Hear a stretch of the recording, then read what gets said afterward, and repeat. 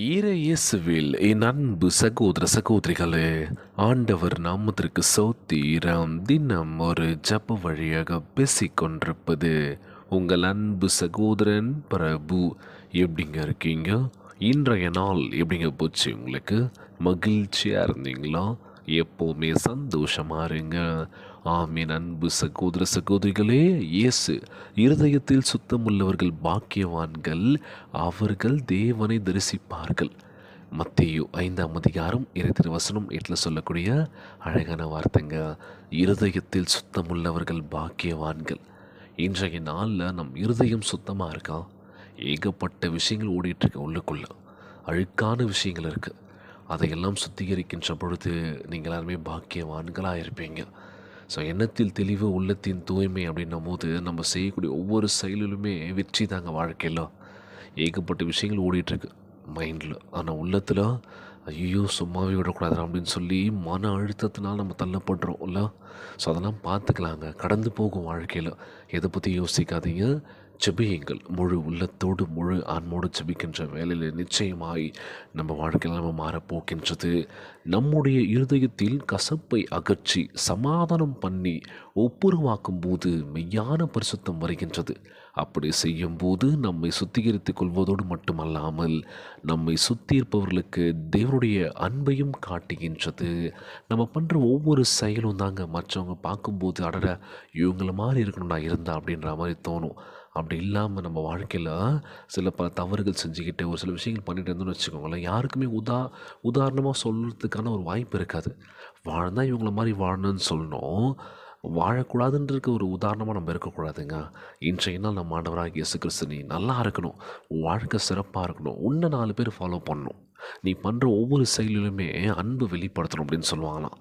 இன்றைய நாளில் சமாதானத்தை கொடுக்க போக்கின்றார், சந்தோஷத்தை கொடுக்க போக்கின்றார். பகைவனாக இருந்தாலும் சரி மன்னிக்கக்கூடிய பக்குவத்தை கொடுக்க போக்கின்றார். கலங்காதீங்க, சோர்ந்து போகாதீங்க, ஜெபியுங்கள். முழு உள்ளத்தோடு முழு ஆன்மோடு ஜெபிக்கின்ற வேலையில் நிச்சயமாய் நம் மாணவராகிய இயேசு கிறிஸ்து ஒருபோதும் கைவிட மாட்டார். மத்தேயு 5ஆம் அதிகாரம் 8 சொன்னது போல தான், இருதயத்தில் சுத்தமுள்ளவர்கள் பாக்கியவான்கள், அவர்கள் தேவனை தரிசிப்பார்கள் என்று. ஸோ நீங்கள் சுத்தமுள்ள இருதயத்தோடு நம்ம ஆண்டவரை நேசிக்கின்ற பொழுது நீங்கள் எல்லாருமே பாக்கியம் பண்ணியிருக்கீங்க. உங்கள் வாழ்க்கையில் அடுத்தடுத்து அற்புதங்களை செய்ய போக்கின்றார். மகிழ்ச்சியான விஷயங்கள் நடக்க போது நீங்கள் சாட்சியுள்ள பிள்ளைகளாக இருக்க போகிறீங்க. ஜெபியுங்கள் முழு மனசோடு அப்படின்னு சொல்லும் போது, இன்றைய நாளில் எங்கே பார்த்தாலும் பிரச்சனை பிரச்சனை பிரச்சனை, சங்கடமான ஒரு சூழ்நிலையில் மாறிட்டு இருக்க. சொந்தக்காரங்க மத்தியில் வாழ்கிறதுன்றது ஒரு போராட்டம் தான். அதுக்கு அசலாரை கூட நம்பிடலாம் போல இருக்குது, அக்கம் பக்கத்தில் இருக்கிறவங்க கூட நம்பிடலாம். ஆனால் சொந்தக்காரங்க நம்ப முடியுமா அப்படின்ற மாதிரி இருக்குல்ல. ஸோ ஒரு அவசர ஆபத்துக்கு ஏதோ ஒரு விஷயம் கேட்கும்போது கூட அவங்க ஒரு சரியான ஒரு ரெஸ்பான்சிபிள் கொடுக்க மாட்றாங்க, ஒரு முக்கியத்துவம் கொடுக்க மாட்றாங்க அப்படின்னு சொல்லும் போது, ஸோ யாரை நம்பி நம்ம இல்லைங்க, ஆமாவா இல்லையா? நிச்சயமாய் நம் ஆண்டவராகிய இயேசு கிறிஸ்து நம்புங்க, முழு மனசோடு ஜெபியுங்கள். நிச்சயமாய் நம்ம வாழ்க்கையில் மாற்றங்கள் வரும். நீங்கள் சாட்சி சொல்லுவீங்க. ஆண்டவருக்காக ஊழியம் செய்கின்ற பொழுது உதவிகள் பல செய்யும் போது நிச்சயமாய் நம்மளை ஒருபோதும் கைவிட மாட்டார். வாழ்க்கை முடிஞ்சிச்சுன்னு சொல்லி கவலைப்படாதீங்க, இப்போ தான் ஸ்டார்ட் ஆகிருக்கு. நிறைய பேர் ஒரு சில விஷயங்களுக்காக யோசிச்சுட்ருப்பீங்க, என்னடா இது எல்லாமே நம்ம கைவிட்டு போயிடுச்சு, எல்லாம் மீறி போயிடுச்சு, இதுக்கப்புறம் எதுவுமே இல்லைன்னு சொல்லி யோசிக்காதீங்க. இதுக்கப்புறம் தான் உங்கள் வாழ்க்கை ஸ்டார்ட் ஆகிருக்கு. என்ன பண்ணலான்னு சொல்லி யோசிங்க. வாழ்க்கையில் நம்ம அடிபட்டு சில பல விஷயங்கள் கற்றுக்கும் போது தான் ஒரு எக்ஸ்பீரியன்ஸ் நமக்கு கிடைக்கிது. ஓகே, இதெல்லாம் இப்படி இருக்குடா, ஓகே இதுக்கப்புறம் இந்த தவறை செய்யக்கூடாது, இந்த விஷயங்கள் பண்ணக்கூடாது நம்ம கற்றுக்குறோம். ஒரு சில வலி வேதனைகளை பார்க்கும்போது நம்ம என்ன பண்ணக்கூடாது, டவுன் ஆகிடக்கூடாது.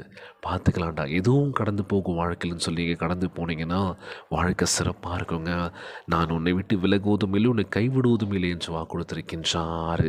மகளே மகனே கலங்காத, எல்லாத்துக்காகவும் நீ ஆயத்தமாக இருக்கணும். நீ பலவீனமாக இல்லை, பலனோடு இருக்க. நம் ஆண்டவராகிய இயேசு கிறிஸ்து உன்னை பலப்படுத்த போக்கின்றார். சமாதானத்தையும் சந்தோஷத்தையும் கொடுக்க போக்கின்றார்.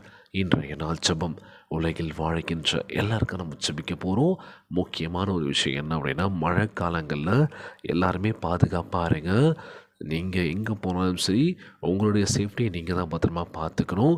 சேஃபாக இருங்க, பத்திரமா இருங்க. ஜெபியுங்கள், வேதத்தை வாசியுங்கள், ஜெபத்திற்குள்ளாக பயணிப்போமா. எங்களை மிகவும் அதிகமாய் நேசிக்கின்ற அன்புள்ள ஆண்டவராகிய இயேசுவே, இன்றைய நாள் வாக்குறுதி வசனத்திற்காக நன்றி ராஜா. தகப்பனே, எல்லா பாவமும் பலவீனமும் நீங்க எங்கள் இருதயத்தை சுத்திகரித்தல் வேண்டும் என்று ஜெபிக்கிறோம்ப்பா. எல்லாவற்றையும் உம்மிடம் அறிக்கையிட்டு அர்ப்பணிக்க எங்களுக்கு உதவி செய்யுங்க ராஜா. உம்முடைய சமூகத்தை தரிசிக்கும்படி பரிசுத்தமுள்ள இருதயத்தை எங்களுக்கு தந்தருள்வீராக. எங்கள் வாழ்வில் எல்லோருடனும் சமானத்தை எங்களுக்கு அருள செய்வீராக. எங்களை புண்படுத்தியவர்களை மன்னிப்பதற்கு எங்களுக்கு உதவி செய்யுங்க ராஜா. உடைந்த உறவுகளை சீர்படுத்துவதற்கு தாழ்மையாய் எங்களுக்கு கற்றுத்தரும் அப்பா. நற்கிரியைகளை செய்யும்படி உம்முடைய ஆவியினால் எங்களை நிரப்புவீராக. உம்முடைய கரங்களில் பயன்படுத்தும்படி எங்களை பரிசுத்தமாக்குங்கப்பா. எங்கள் வாழ்க்கை அன்பையும் கிருபையும் பெற்றுக்கொள்ள உதவி செய்ய வேண்டும் என்று கேட்குறோம்ப்பா. இந்த ஜெபத்தை கேட்டுக்கொண்டிருக்கின்ற அன்பு சகோதர சகோதரிகள், என் அன்பான உறவுகள் எல்லோரையும் பார்த்துக்கோங்கப்பா. யாருக்கு இந்த கஷ்டங்கள் துன்பங்களை கொடுத்துறாதீங்க ராஜா. நோய் நொடியினால் அவதிப்பட்டு கொண்டிருக்கின்ற ஒவ்வொரு சகோதர சகோதரிகளை உமது கரங்களால் தொட்டு நோயில் அகற்றி போடுவீராக. உம்மால் கூடாத காரியம் ஒன்றுமில்லை ஆண்டவரே. இன்றைய நாளில் கொடுத்த வாக்கு தத்துவத்திற்காக நன்றியப்பா. இருதயத்தில் சுத்தமுள்ளவர்கள் பாக்கியவான்கள், அவர்கள் தேவனை தரிசிப்பார்கள் என்று சொல்லியிருக்கீங்கப்பா. எங்கள் இருதயத்தை சுத்தப்படுத்துங்கப்பா. எங்கள் எண்ணத்தை தெளிவாக்குங்கன்னு சொல்லி ஜெபிக்கிறோம்ப்பா. நல்ல விஷயத்தை எங்களுக்கு கொடுக்க வேண்டும் என்று கேட்குறோம்ப்பா. பாவத்தினால் நாங்கள் தள்ளப்பட்டிருக்கோம். இந்த வாழ்க்கை எங்களுக்கு வேணாப்பா. பரிசுத்தமுள்ள ஒரு வாழ்க்கையை கொடுக்க வேண்டும் என்று கேட்குறேன்ப்பா. குடும்ப உறவுகளுக்குள்ள சமாதானத்தை கொடுக்க வேண்டும் என்று கேட்குறேன்ப்பா. சந்தோஷத்தை கொடுக்க வேண்டும் என்று கேட்குறேன்ப்பா. ஒற்றுமையை கொடுங்கன்னு சொல்லி கேட்குறேன்ப்பா. எல்லோரும் நல்லா இருக்கணும்னு சொல்லி கேட்குறேன்ப்பா. யாருக்கும் எந்த கஷ்டங்களை கொடுத்துறாதீங்கப்பா. ஒவ்வொரு குழந்தை செல்வங்களை ஆசீர்வதிங்க. உடல் தெம்பும் வலிமை தர வேண்டும் என்று கேட்குறேன்ப்பா. கணவன் மனைவிக்குள்ள ஒற்றுமையை கொடுங்க. எல்லோரும் ஒற்றுமையாக இருக்க வேண்டும் என்று கேட்குறேன்ப்பா. இன்றைய நாள் ஜெபம் இயேசுவின் விலையேற பெற்ற நாமத்தினாலே ஜெபிக்கின்றேன் நல்ல பிதாவே. ஆமேன், ஆமேன். இயேசுவுக்கே புகழ், இயேசுவுக்கே நன்றி. மரியே வாழ்க. God bless you all.